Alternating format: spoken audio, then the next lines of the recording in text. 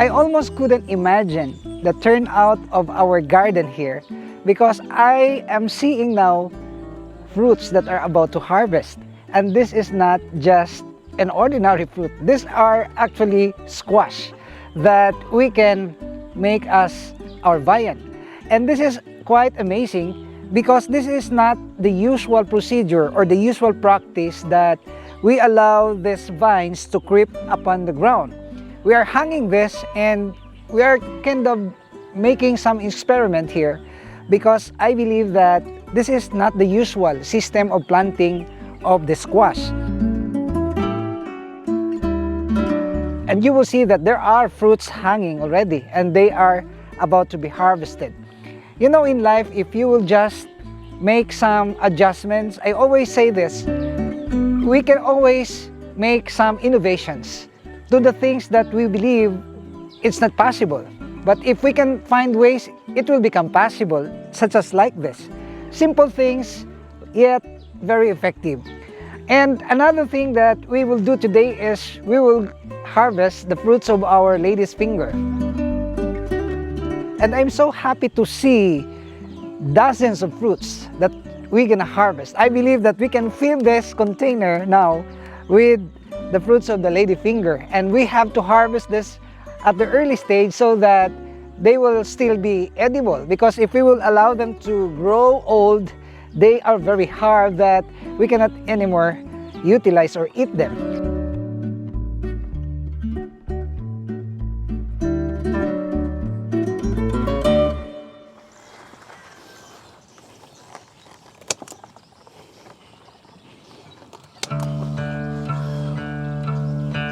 Wow, this is the first one and it's very fresh. Woo, thank you, Lord. And another one is here, which is also very fresh. Oh, wow. See that? And this is not the first harvest because I already made 3 harvests and they are very delicious. If you will pair this with bagoong, it's very delicious. Many more. And another one is here. And another one. Whoa. Whoa. See? Plenty. Wow.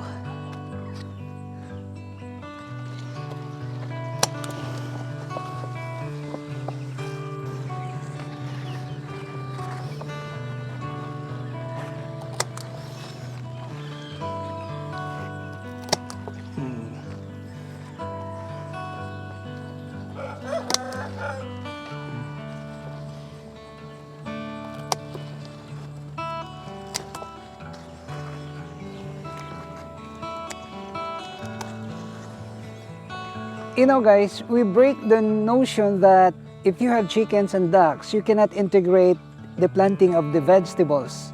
And we prove it wrong.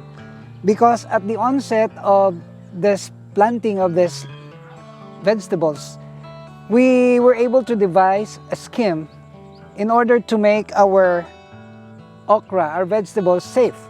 Like this one. You know, we have so many chicks here that can really damage the seeds. So we temporarily placed that just like that to cover the seeds inside, and then we were successful. It grew up and this is now the result. And we are now harvesting the fruits.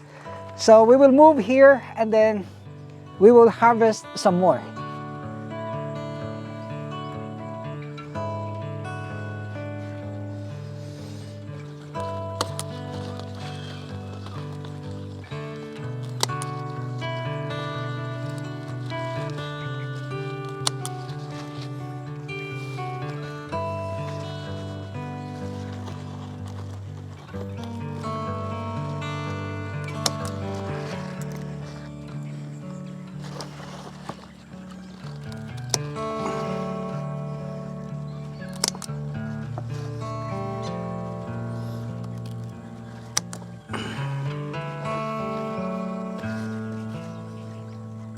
You look at this.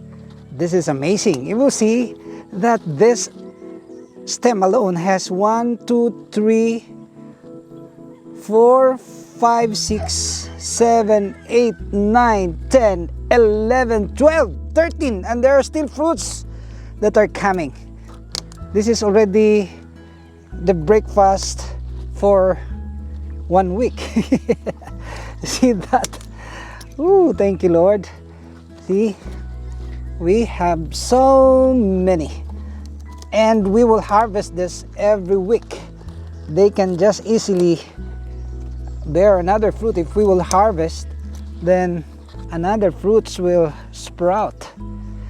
Wow, I don't know if we will call these fruits. These are actually vegetables, but I cannot find another term for this.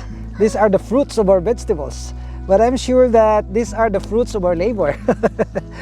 And this is good to reduce cholesterol in our bodies. Okay, how?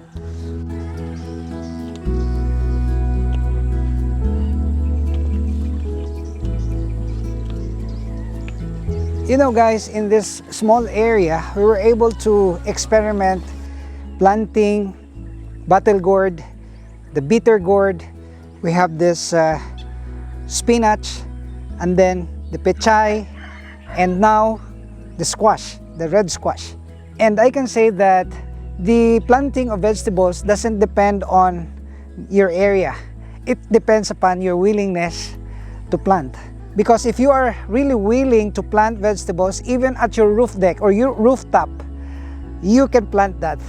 You just use containers. And this has been my experience, because, you know, it's quite impossible for us to plant because this is a swampy area. But we devised another method. And this is actually now the success of our integrated farming. And in our next video, of course, you will see that we're gonna harvest some of our squash, because I can spot that some of this are already due for harvest. You know, in planting lady's finger, you only have to put one seed in a particular place. And this is now the result. And you will see that it's really very bountiful. The harvest is bountiful. And I realized that if I will buy this in the market, this will cost me around $1. That's 50 peso at this much and this big. So I have saved a lot of money in my day-to-day breakfast. And imagine if you have this plenty, maybe we can have, that's $10. And that's already 500 pesos here in our country. And that's a lot of money already. Your budget for the food, for your breakfast will be appropriated in maybe your bills, electric bills, in another aspect, rather than spending this for the food. So this is really an encouragement to every one of us to plant our own food. And one thing more, we are sure that these fruits are clean and pesticide free. They're safe to eat. So now we will get some duck eggs for our breakfast. And yesterday I was able to harvest as well one tray of this. And I had a good breakfast yesterday, and today we again have this one in order to lower down our cholesterol, and when we are pairing this with the duck eggs. So come on, let's harvest duck eggs.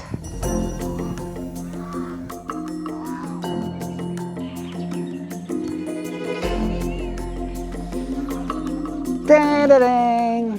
So aside from this one, we can have eggs of these ducks.